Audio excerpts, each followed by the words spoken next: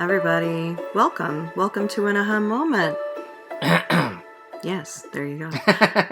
I'm hoping I didn't come too late on that one. All right. Then my name is Caroline Cho. Eric Cadena here. Yeah, and we are here to talk today about joy. Not just any kind of joy, though. Not talking about almond joy or I don't even know what. Never mind. Wow, you ran out so quickly of the joys. I was so excited too. All right. Yeah, no, I overcommitted. All right, so today actually there is some joy in the air because, well, two things. One, you had a snow day today. Yeah, we haven't had one all year, and we finally got one, and I used it to get a bunch of stuff done that needed to get done. But also, it's my parents' anniversary. Over 50 years. Now they're on 53, I believe. I went over to my dad. Or actually, no, I didn't go over to my dad. I talked to my dad on the phone the other day, and I asked him, I'm like, arguing with the same person for the last 53 years, that's really something. And he just goes, we don't argue. And I'm like, okay. And the thing is, beyond that, actually, comes right off of some momentum of some great things that happened this past weekend. So one of which was Arsenal won. So did Tottenham. Anyway, so basically, what else happened was Friday was the first after-school movie you decided to host back in your classroom since 2020. Okay. So the last time we did this, but a few of us got together in my room and we watched Parasite right before it won all those awards and won an Oscar. And we wanted to make it into a more regular thing, and then the world shut down. Mm-hmm. So Friday we were able to get some people together, and we watched Everything Everywhere All at Once. Yay! Yeah, if you have not seen this movie, it is fantastic. Do yourself a favor, drop what you're doing. Well, keep listening, but then after you're done listening to us, go watch this movie. Please do so. Yeah. It is really, like nothing we've watched in a long time. In terms of, well, let's be blunt. It's one of these movies that is just so far out there. We know that we're hoping at their meeting, because this is what it looked like, that they had their, hatching their plot of how this movie was going to pan out. And it was one of those like, put all of the ideas on the whiteboard. Nothing is off limits. So, and if you haven't watched it, it is one of those movies that will kind of be like, what the hell is happening? And that's not even the point. The point was it kind of started making its waves more and more, not just because of the movie itself, but who was in it in the ensemble. So who was it starring? The lead was Michelle Yeoh, the Queen Michelle Yeoh, and also Ki Hui Kwan, my childhood crush. Wow. Oh dear God, I had a huge crush on him, and the brilliant Stephanie Hsu, who I've been following her ever since she was in the little in between promos for Girl Code on MTV. And then was in a deodorant commercial not too far after, and then was on Mrs. Maisel. She's been in a lot of things, and she's making an amazing display of her talent now in so many different projects, and I'm so happy for her. And also Jamie Lee Curtis and the legendary James Hong. Oh, yeah. Mm-hmm. And I remember, I think one of the first movies I ever saw him in when I was a kid was... what is that? Kurt Russell, Big Trouble in Little China? Yeah, and, sure. And it's one of those, like... It's the kind of movie that can only be made in the 80s because it is just so terrible and so incredibly racist. But in seeing him in the role that he was in for Everything... Let's just say Everything. We'll shorten it to that. It's just such a long title. EEAAO. But just to see him in that role where I I think it was very different from some of the roles that I've seen him play in the past, and he has the most number of acting credits, Mm-hmm. right, out of any actor in history, right? Mm-hmm. He's in like a ton of stuff, and as a live actor or as a voice actor, and just to see him and the speech that he gave at the SAG Awards, it's like just to hear the experience that he had. It's like, so you're saying that you are not Asian enough to play an Asian character, Right. but a white person is Asian enough to play an Asian character. Was seeing though, I mean, there is part of you that was like, it took almost 70 years for him to get up on that stage. Come on, like, but Mhm. what he was saying was, and just completely being himself and unfiltered, may I add, which I loved. Mm-hmm. And he was just kind of like, what he did say was, they told us that, we weren't sellable as in Hollywood to be, Asian people are not sellable. It's like, but look at us now. And the truth is, though, I mean, the cynical part of me was just like, well, they still feel like that, even though we've shown in dollar signs how much we're worth. But at the moment, I was like, you know what? I'm not going to think about that. I was like, there's the huge part of me that wanted to bask in the fact that there was so much joy. It was all over social media. Everybody I knew was celebrating the hell out of the fact that for acting, being recognized by other fellow actors recognizing actors, for this movie and what they contributed and how absolutely crazy it was. Is it is everything absolved and is everything like solved? Absolutely not. It isn't. This is just part of it.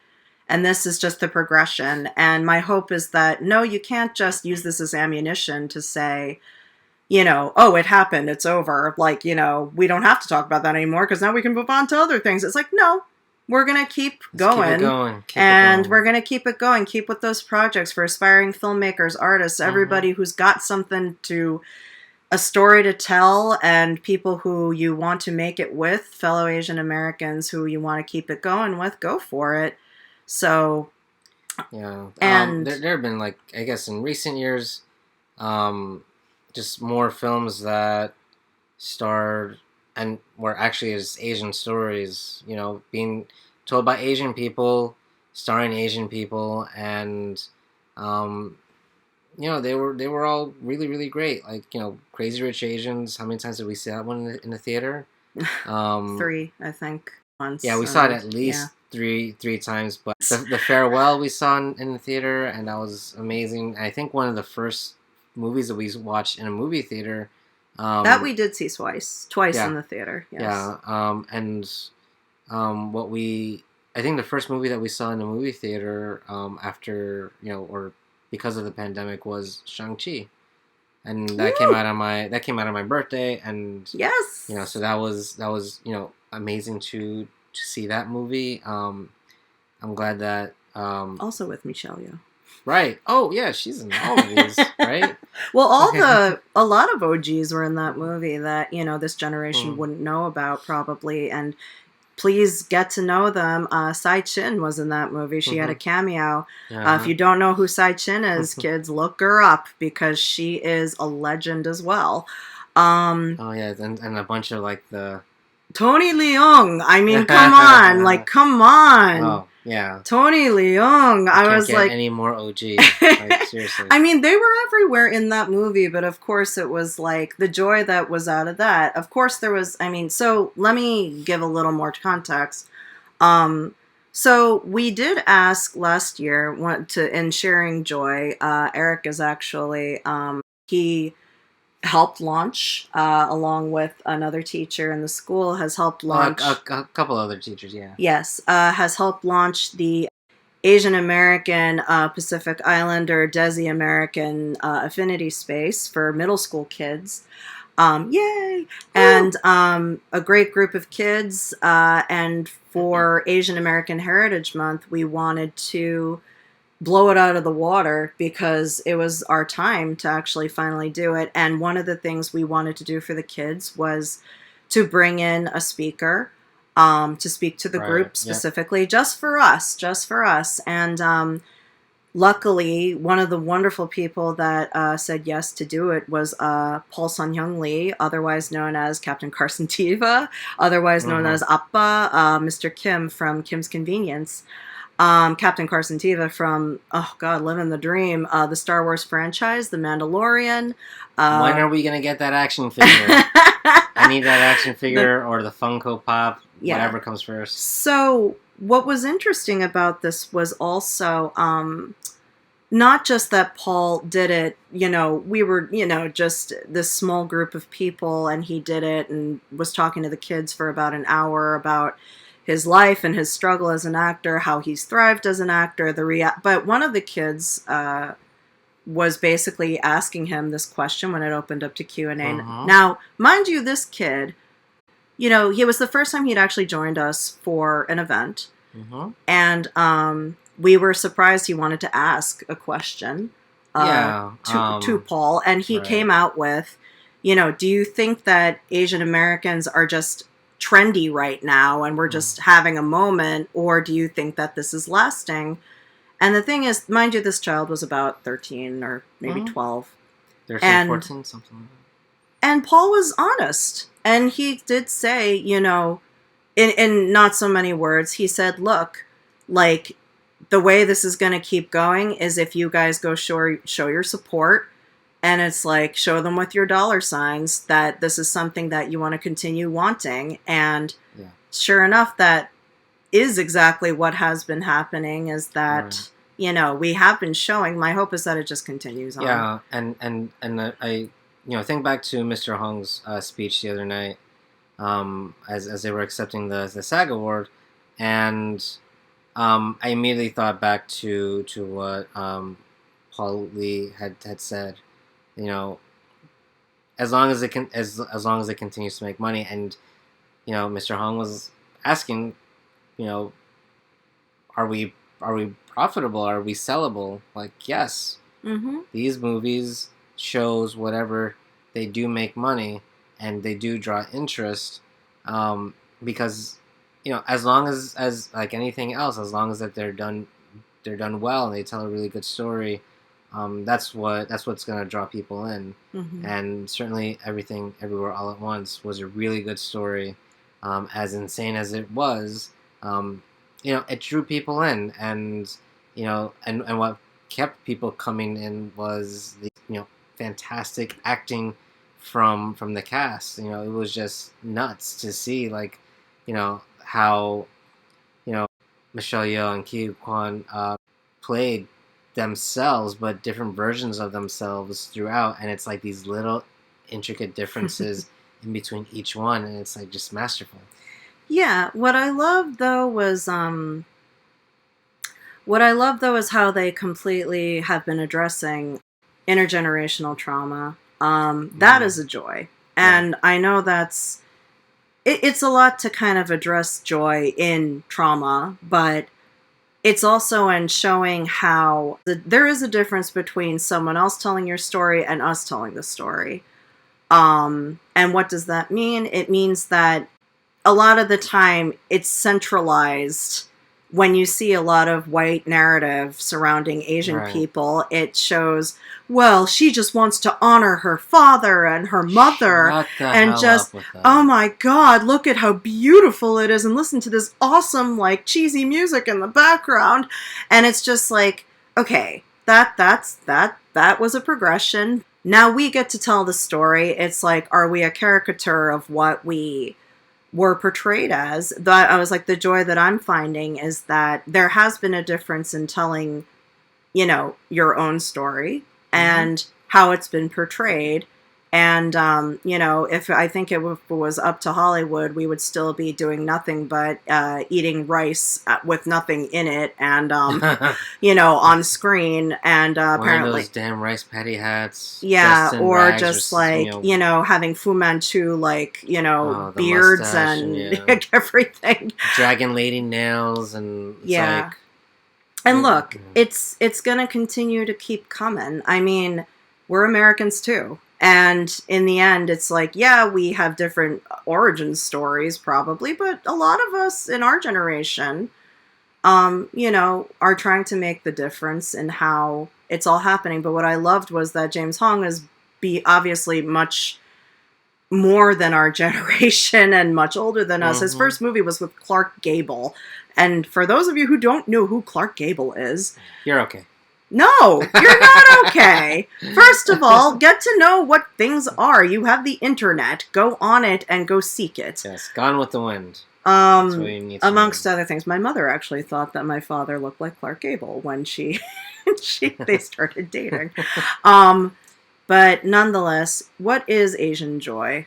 This goes into a lot of stuff. It's not just in seeing progression. It's also just, for every individual, it could be different. But I feel like it's only recently a lot of people I've seen have been a lot more shameless about their joy and exuding it and owning it. And I know that even a lot of people close to us still have a lot of trouble with kind of saying like, oh, what are you talking about, joy? Like, who has time for that? That kind of thing. And I think that's a narrative that a lot of that a lot of stories tell. It's like, oh, because it's part of the immigrant story, right? Like the immigrant story is, you come to America and you work really hard, and there's no joy or happiness.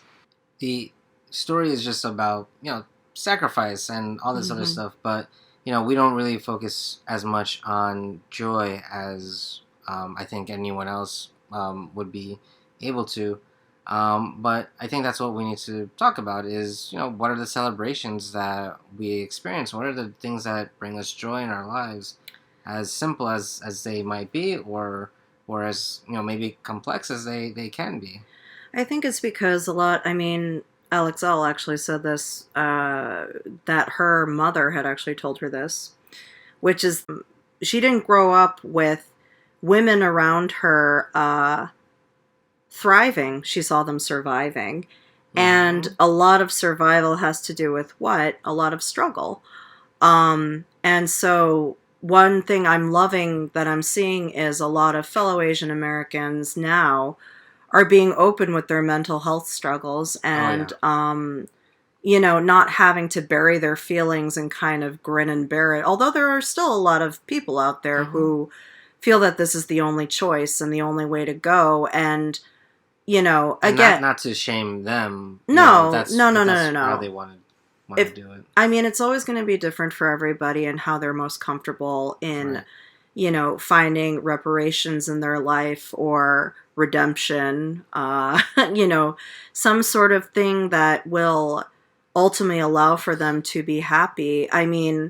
It's no offense to my father, but I don't think he knows how to do that. And mostly because, not that he doesn't find joy in things, as I've noticed more as I've become an adult, I notice that he has joy and love in many different things, but I don't know what it would have been like for him to say, to his own parents in post-war Korea, I love XYZ or this or that. It's like, this thing makes me happy. Yeah, like in the end, what can we do now to redefine this part of our lives, or to make it what we want it to be? And I'm hoping that we can do that in assistance for other people who are looking for this part of their lives to get better.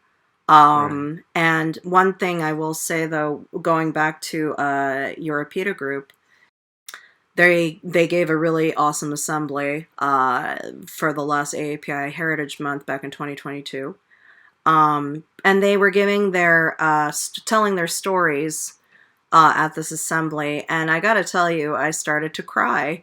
Not because it was just so powerful, but because there were just a lot of stories that these kids were telling that were very just similar to the experiences that we had. And I told one of their mothers when I saw her a few weeks ago, I told her, I said, her daughter's story particularly hit me hard, because I was like 20 somewhat years later, and this hasn't changed at all in, how they feel about life. And, what I mean by that is, they still feel like they're not Asian enough, they're not American enough for the people they go to school Mm-hmm. with or the people in their lives.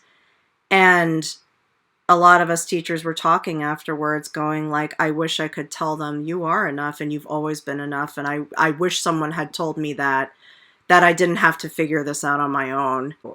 The example that we needed when we were their age. Yeah, So, and a lot of that resonates with me as well. Being a kid of immigrant parents from different parts of the world, um, I grew up being half Asian and half Latinx, and also American born. So in a lot of ways, I'm living in three different worlds simultaneously, and having to compartmentalize everything, and always feeling, again, that same feeling of not being enough of anything. Never truly being fully Asian.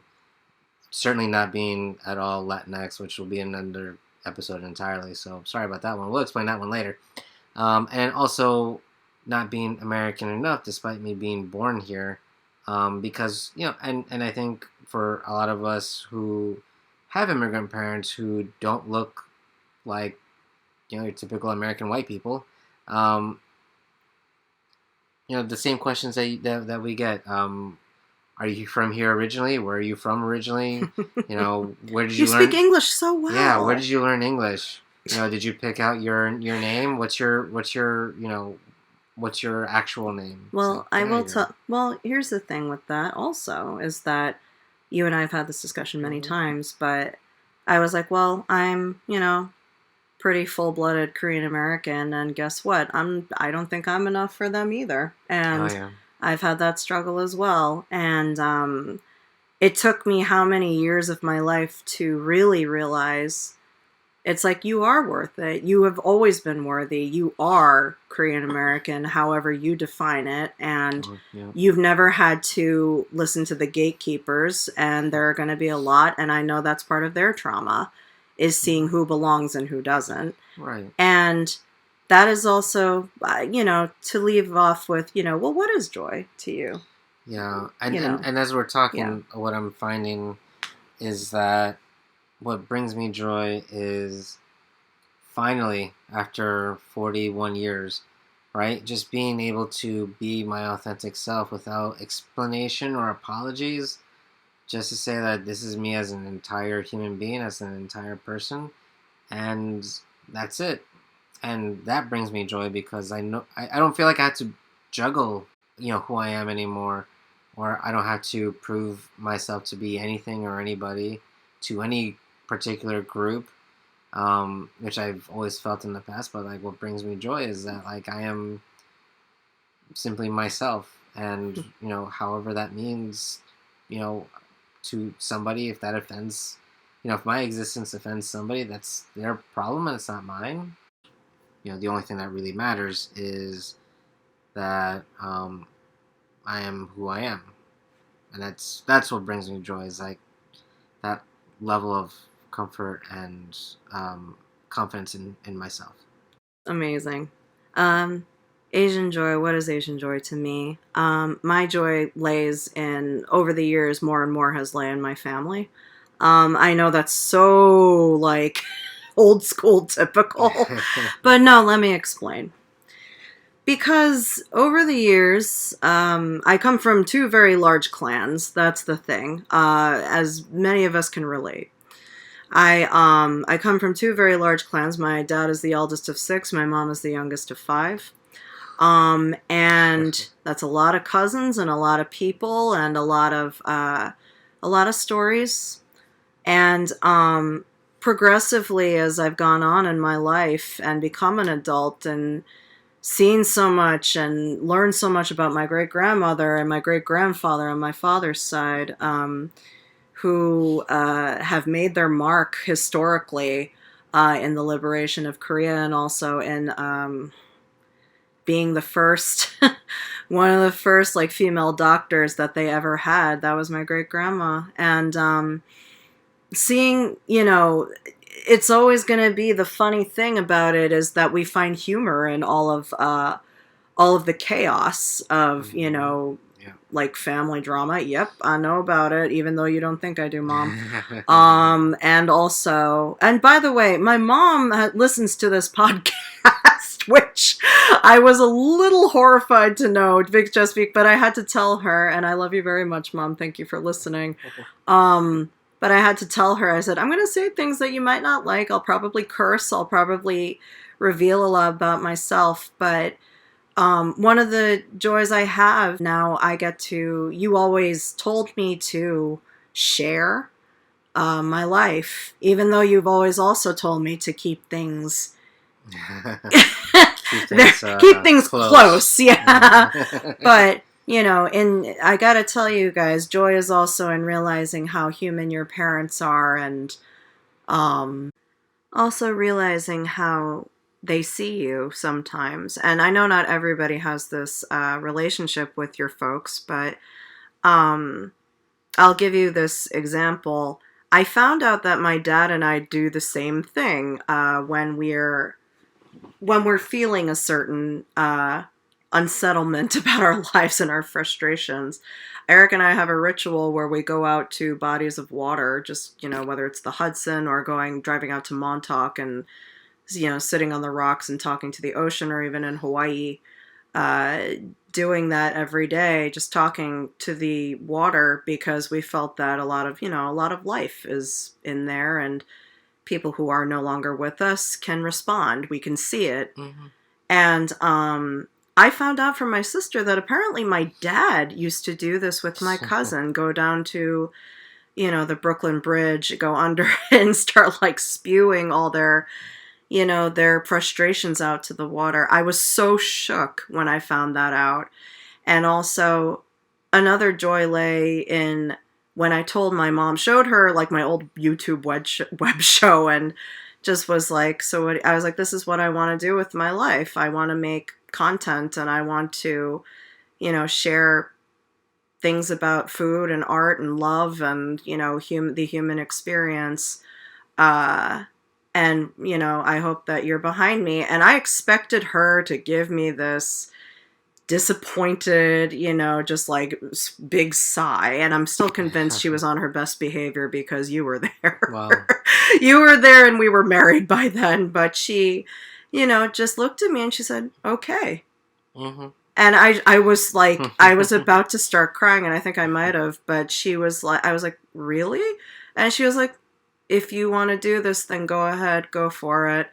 And part of me was like, maybe she looked at you, was like, oh, she's your problem now. But it was also like, no, yeah, probably. In being seen, that is Asian joy. The fact that we're all trying to see each other, the fact that you can see so many fighters and so many people who love and so many who are willing to protect this community and the legacy of what we're trying to do.